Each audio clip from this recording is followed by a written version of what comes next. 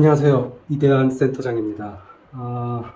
오늘은 우리가 어떻게 하면은 좀 현실적으로 창업 경비를 조금이라도 더 적게 들여서 창업할 수 있는지, 그리고 또 어떤 부분에 있어서 객관적으로 판단하고 생각해서 창업을 할 수 있는지에 대해서 이야기를 해보도록 하겠습니다. 앞서서 우리가 한 10년 전이죠. 2014년도까지만 하더라도 개인 자본금은 일반 음식점 창업을 준비하는 데 있어서 자부담 비율은 1,000만 원 정도가 들어가게 되고요. 보통 각종 대출에서 한 3천만 원 정도 융통을 하게 됐습니다. 그럼 한 4천만 원 정도면 여유있게 창업을 할 수 있는 시장이 형성이 됐는데, 지금은 이제 많이 힘들어졌죠. 물론 그때도 이 4천만 원이라는 창업 경비가 쉬운 창업 비용은 아니었었어요. 전문가들도 그렇게 쉬운 비용은 아니었기 때문에 일반 개인분들은 얼마나 더 힘들었겠습니까?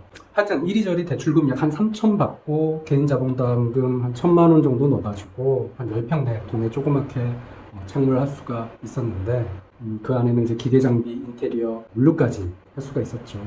정말 그 분야 잘 알고 있는 전문가가 아니라면 불가능한 현실이지만, 어디까지나 이 4천만 원이라는 창업 비용은 최저로 비용을 줄여서 창업한다는 전제를 한 겁니다.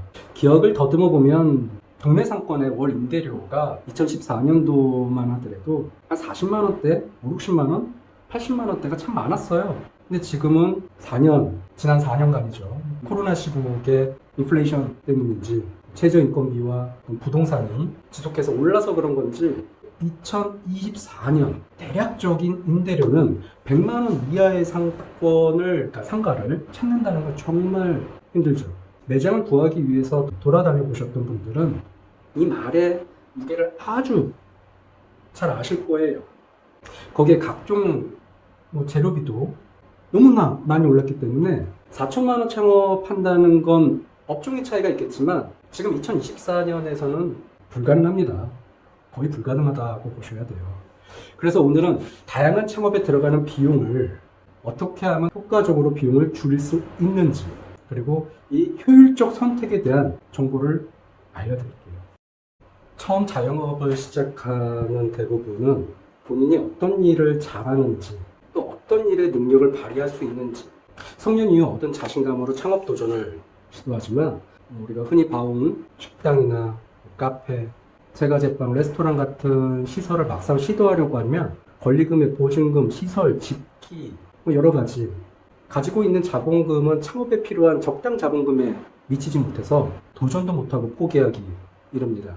하지만 본인들의 우리 눈높이를 조금만, 창업하시는 분들의 눈높이를 조금만 낮춘다면 얼마든지 좋은 상권이 존재한다는 걸 오늘 이 시간에 알려드릴게요. 자영업의 소비시장이란 번화가에만 존재하는 것이 아니고 우리가 무심코 걷는 골목에도 무수히 존재한다는 게 이 상권이기 때문에 주변을 잘 보고 시장의 생리와 원리를 파악한 다음 골목 상권만 잘 얻는다면 보증금 아무리 낮은 그 1,000만 원 매장도 3천만 원, 5천만 원 매장, 부끄럽지 않은 매장으로 만들 수 있습니다.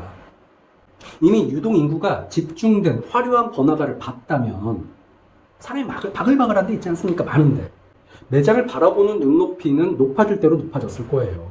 이미 좋은 거를 봤기 때문에 자신이 보유한 그 자본금에 한정돼서 어떻게 하면 좋은 매장을 얻기 위해서 돈을 어디서 어떻게라도 조금이라도 더 얻어오고자 생각들을 많이 하실 텐데, 그런 위험한 생각들을 하지 마세요.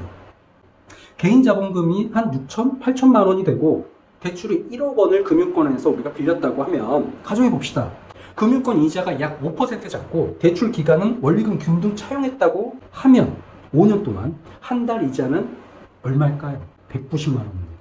매출에서 발생한 순이익에서 마이너스 190만 원을 기본으로 깔고 간다는 얘기예요. 물론 레버리지 이용해서 좋은 결과를 얻는 사례도 많습니다.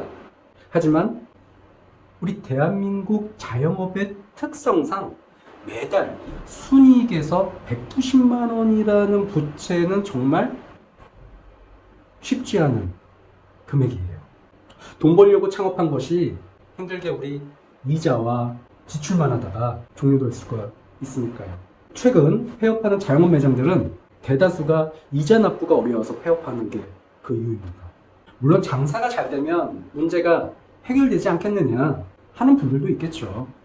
일반 소비자를 대상으로 하는 우리 자영업들은 고객 주머니를 눈치 볼 수밖에 없어요. 모든 원부재료 가격은 다 올랐지만 오른 만큼 과연 소비자 가격이 인상되었을까요?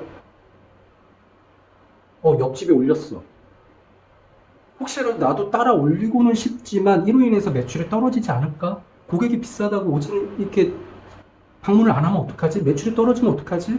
이런 불안감 때문에 그러니까 고객 눈치를 볼 수밖에 없는 게 자영업의 실태입니다. 소비자가 부담하는 비용이 오른 곳이 일부 있기는 하지만 우리 저가 임의 소비자 자영업의 경우에는 가격에 민감하게 반응해서 가격도 못 올리고 마진율만 더욱 줄어들게 되는 현상을 겪게 되는 거예요.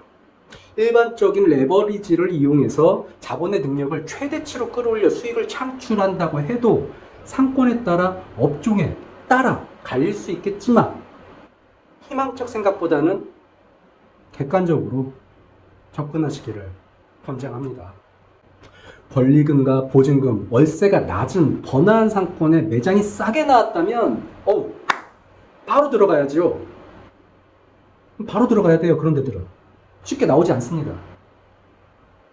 본인의 예상 매출액에서 재료비하고 인건비, 월세, 그냥 나갈 비용들 다 빼고 대출 이자까지 내고 남는 비용이 안전하다. 그러면 싸게 나온 매장 좋은 자리에 들어가야 돼요.